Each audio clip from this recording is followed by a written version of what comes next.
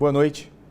Mais uma pessoa foi morta vítima de atropelamento na BR-040. Segundo a concessionária que administra o trecho, só este ano, pelo menos 72 pessoas foram atropeladas.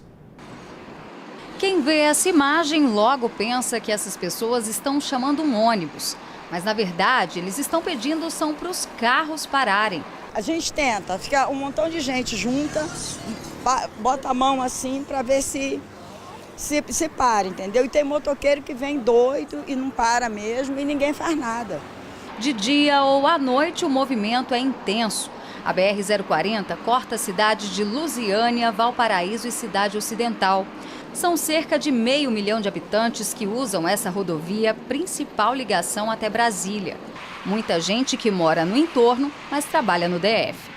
Todo dia a gente estamos aqui, arriscando a vida e precisando de uma passarela urgente. No trecho entre Lusiânia e Valparaíso, são várias paradas de ônibus e poucas passarelas.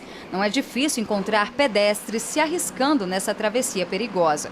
Quando o motorista para, um para, outro não para, o motoqueiro vai direto. Pois é, e a passarela aqui está longe, né? Muito longe, tem duas no Valparaíso, uma no Valparaíso e outra no shopping, mas nenhuma aqui para nós.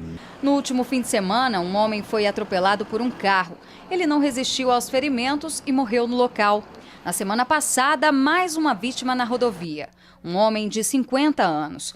O acidente foi durante a noite, nesse trecho onde falta iluminação.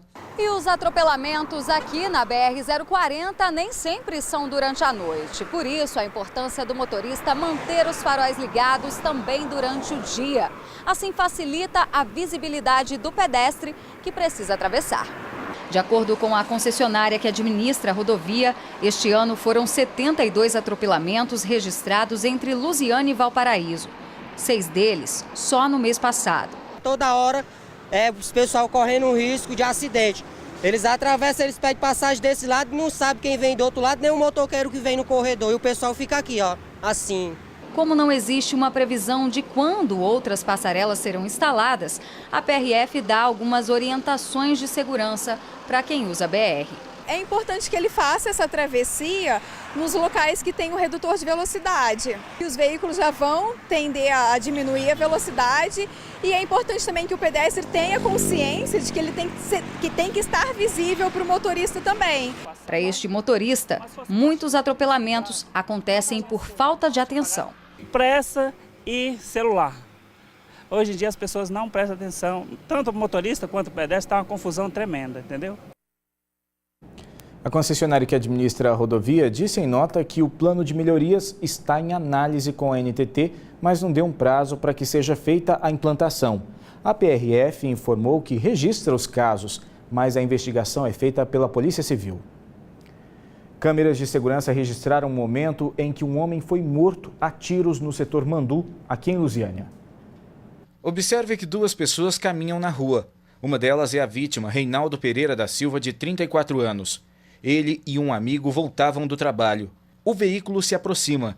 2 pessoas descem do carro. Reinaldo e o amigo tentam fugir, mas ele é atingido e cai. Os criminosos fogem. O amigo dele volta para tentar socorrer. Reinaldo foi levado para a UPA, mas não resistiu. A polícia já está investigando o caso e trabalha com a hipótese de latrocínio, que é o roubo seguido de morte, e também de homicídio. Estamos de volta e olha, vem aumento por aí. Exatamente, caro telespectador, a gente mal se recuperou de um, vem outro. E eu estou falando do combustível. Berenice Leite tem outras informações. Uma boa noite para você, Berê. Já se sabe de quanto é esse reajuste? Oi, Giliardi, boa noite a você, a todos que nos acompanham. Olha, o valor do reajuste ainda não foi determinado, mas já se sabe que a Petrobras autorizou aí 3% de aumento no valor da gasolina e o motivo para a alta de preços seria o furacão Harvey, que atrapalhou a produção de combustível, aliás, a produção de petróleo nos Estados Unidos. Lembrando que na semana passada a gasolina já tinha sofrido um aumento de 4,2% e depois mais 2,7%. Então a gente pode dizer aí que nesse mês de setembro já temos mais de 10% acumulado nas refinarias e isso deve chegar em breve aí para os consumidores. Isso deve ser repassado, né? Lembrando que o recorde da gasolina esse ano, nós chegamos no recorde, está R$ 3,89 em média aí nos postos e agora pode aumentar ainda mais. Isso tem feito muita gente deixar o carro em casa, na garagem, até porque tá difícil rodar com preço desse, né, Giliardi? Obrigado, Beli, pelas informações. Eu concordo com você, está cada vez mais complicado. Boa noite para você. E agora a gente fala sobre a tragédia do Césio 137, que completa 30 anos este mês. O Hospital Araújo Jorge vai abrir uma sindicância para apurar o que aconteceu com o equipamento com material radioativo que acabou abandonado numa clínica desativada. A medida foi tomada hoje depois de uma entrevista exclusiva do físico Flammarion Goulart, que pode mudar a história oficial sobre o caso. O acidente foi em 13 de setembro de 1987. 2 catadores de material reciclável retiram parte de um aparelho em uma clínica abandonada. Depois vendem a peça para um ferro velho. No local, o equipamento é desmontado e ocorre o vazamento do Césio 137. O acidente causou 4 mortes, contaminou 151 pessoas e afetou mais de 1.000. 3 médicos responsáveis pela clínica abandonada, mais um físico e o dono do prédio foram condenados em 1996 por homicídio culposo, sem intenção de matar.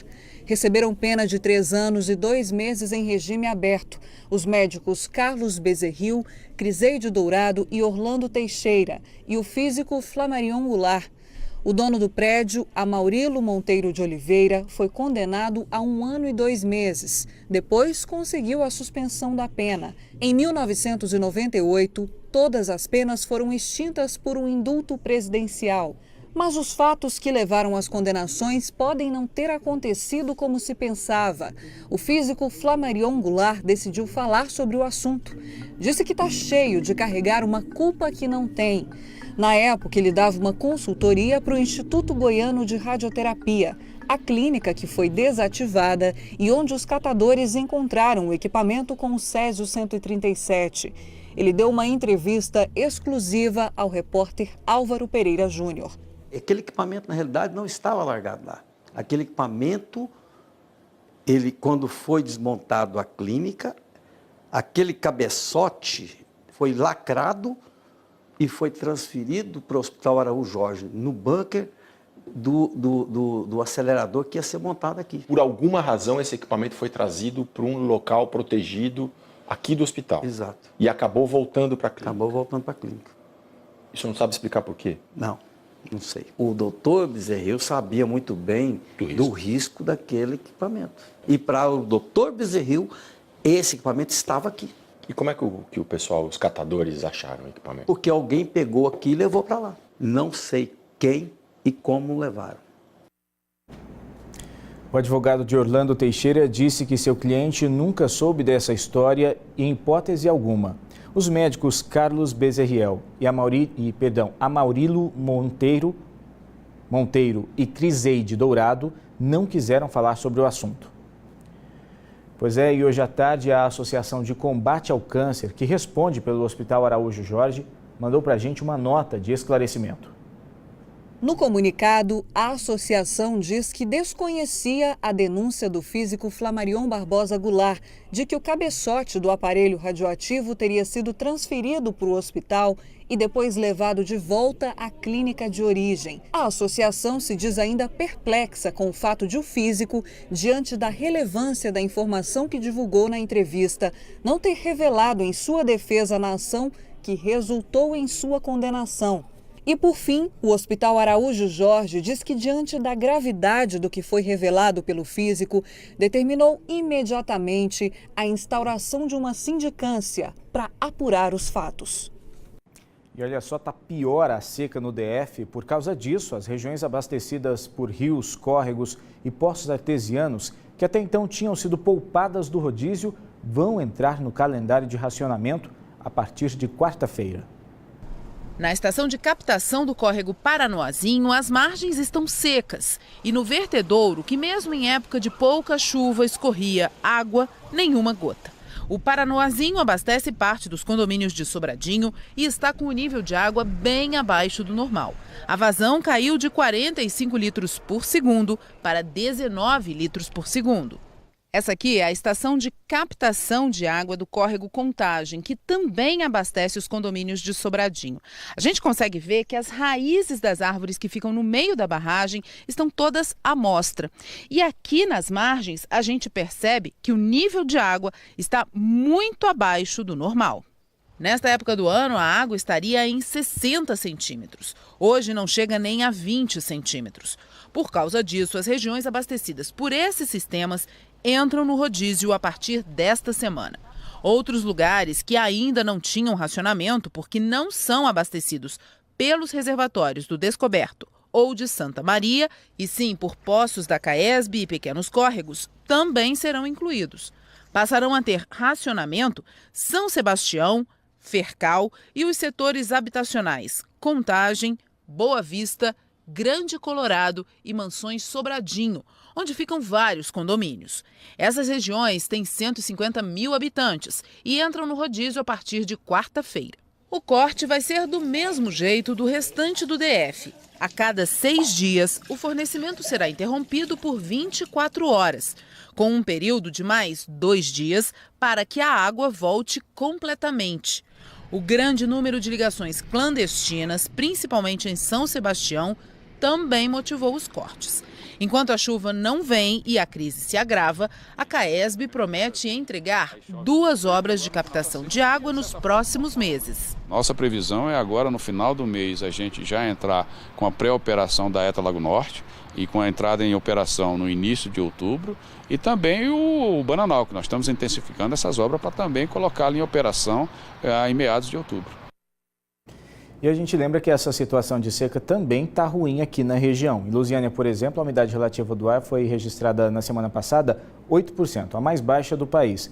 E os nossos rios aqui também estão baixos, então as pessoas precisam economizar água. E nós vamos mostrar agora a história da Juliana. Ela teve uma gravidez bem complicada, se agarrou na fé para superar as dificuldades. E agora ela quer agradecer.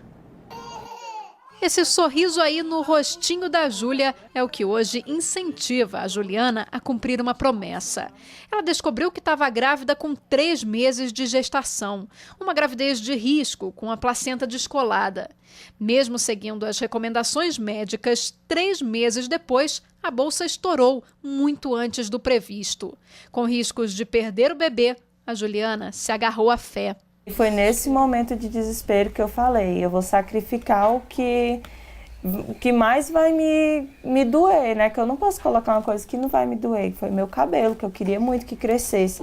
Aí eu lá sozinha, olhando para fora naquelas janelas lá, eu falei, Senhor, quando eu sair daqui, se der tudo certo com a minha filha, quando ela fizer 1 ano, eu vou doar meu cabelo para uma criança que precise. E a Júlia nasceu prematura, mas cheia de saúde e sem nenhuma sequela.